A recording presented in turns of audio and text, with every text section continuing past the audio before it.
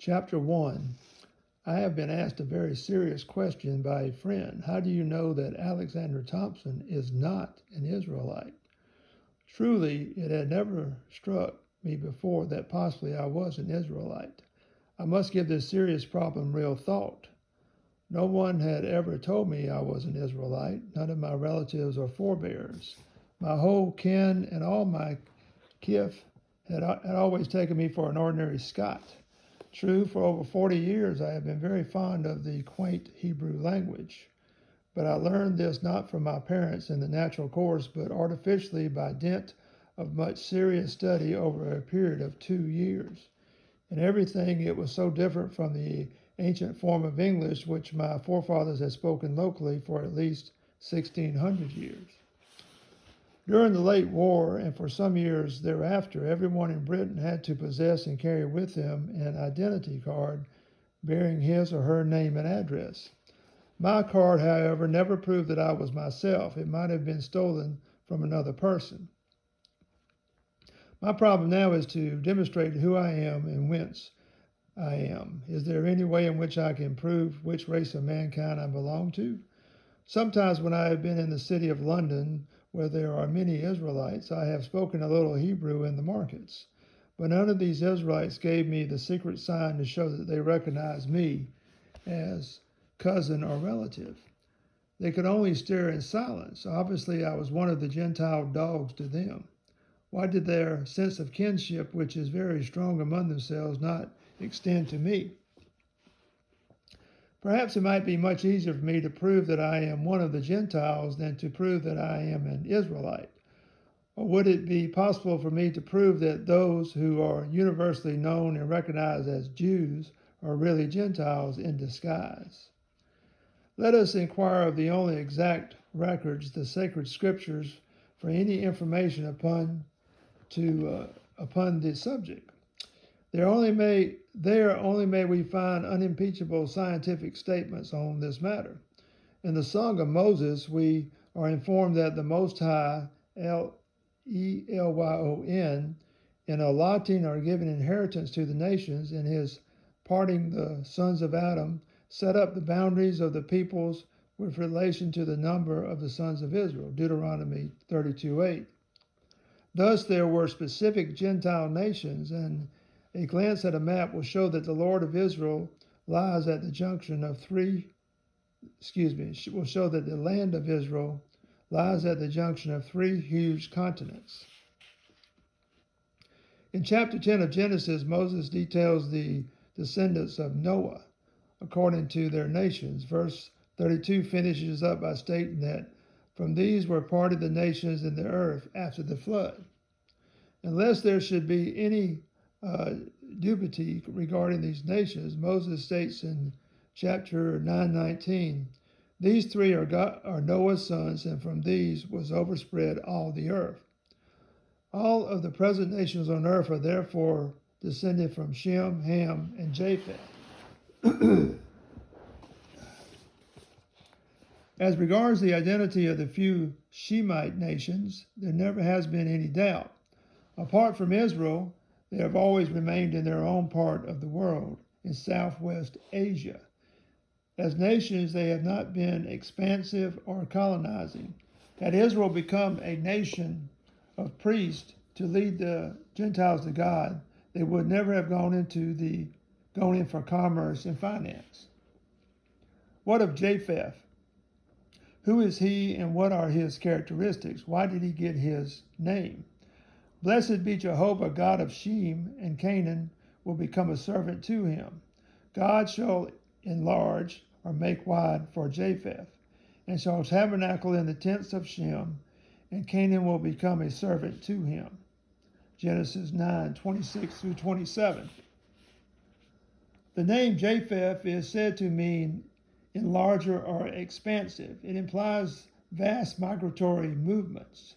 No one could aver that the Shemite Arabians have been expansive colonizers, nor could anyone claim that the Shemite Israelites have been expansive. They have been driven all over the earth. We submit, therefore, that none of the restless, expansive, globe-trotting beehive nations can belong to Shem. They must be sons of Japheth. In a special way, Shem's characteristic was that he possessed for his God Jehovah. Blessed be Jehovah, God of Shem. In a special sense, the great characteristic of Japheth was to be enlargement by God as God, that is, Elohim. As for the general direction of the Japhetic race movement, the 10th of Genesis indicates that they spread west and north. Gog or Gog and the land of Magog lay to the far north of Palestine. Yavan, the name by which the Hebrews knew the primitive inhabitants of Greece and the Ionian, that is, Yavonian, sea, were a people who moved westwards. Homer calls them Iavones. Tarshish is understood to have gone to Spain. As quite a few of the Hamite nations named are dark skinned or reddish brown, it may be that they are more or less dark, if not they are all more or less dark, if not yellow. These spread eastwards into India and southwards through Africa. It is therefore only reasonable to believe that the nations of Europe in general and all their descendants are of Japhetic stock. No one could ever say of the European nations what Dean Farrar wrote of the Shemites. The character of the Semitic race has always been its inveterate isolation. In our search for Israelites, it is only reasonable that we should consider not only the question of language and physical features, but also the question of temperament and mentality. So far back as the Egyptian monuments and paintings can take us, they always depict the Israelite with exactly the same features as the known Jew of today possesses. This argument, of course, is never recognized by those whose views are molded by wishful thinking alone. The scriptures recognize the blasphemy from among those professing themselves to be Jews who are not. Revelation 2:9, and 3:9. They recognize such people as a synagogue of Satan.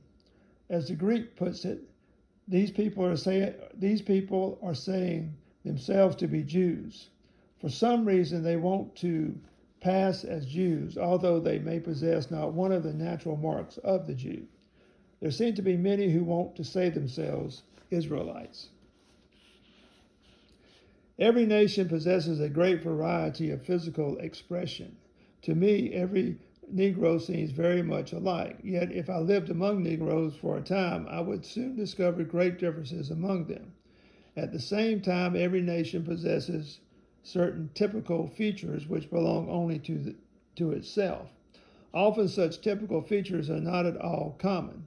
The Israelites or Jews are no exception. They have something about them which belongs to no other race.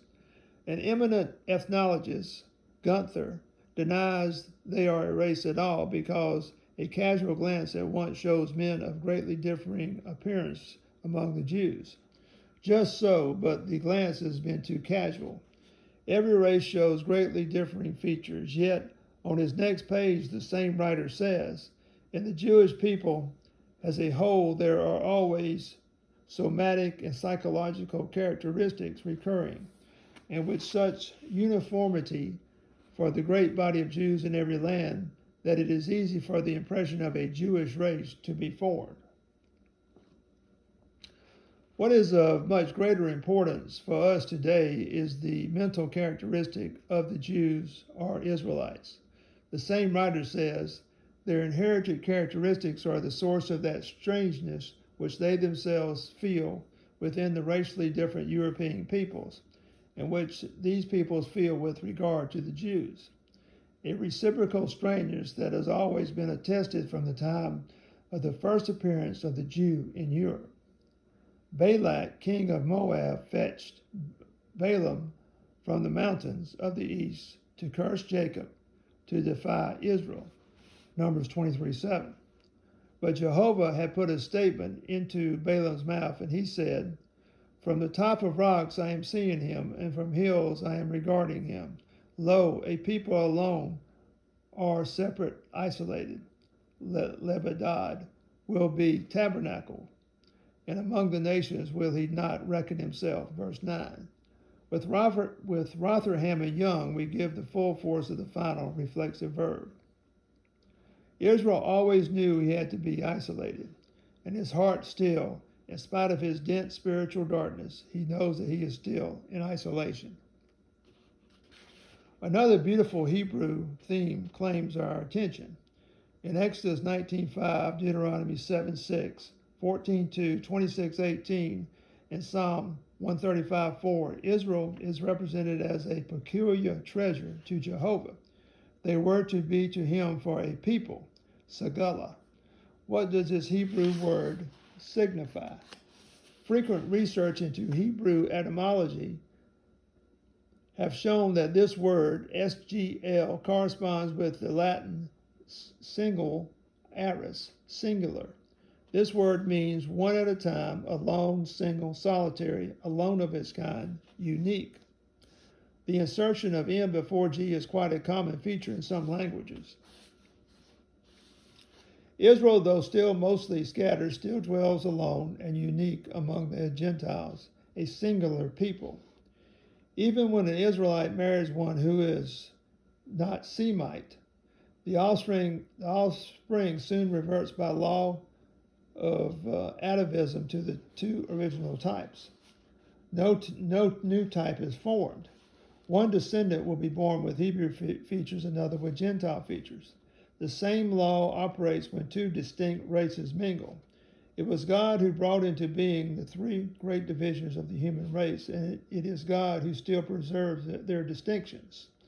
About 30 years ago, I suggested that these physical and mental distinctions were probably brought into being through the extraordinary physical and climatic changes which existed after the flood. Children about to be born are often affected throughout life by any extraordinary circumstance the mother has undergone before they were born. Rainfall was probably a new phenomenon at the flood, likewise the seasons. Tremendously different physical conditions probably helped to produce great diversities in the family of Noah and their descendants. Yet the great prime divisions of mankind remain.